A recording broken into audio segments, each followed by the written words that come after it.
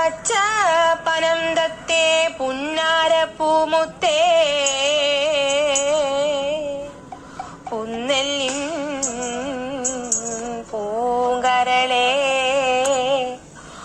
ഉച്ചയ്ക്കു നീ എന്റെ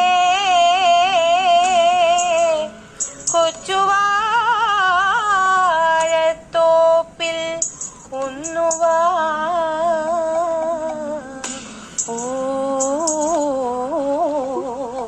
പൂങ്കരളേ ഉച്ചയ്ക്കു.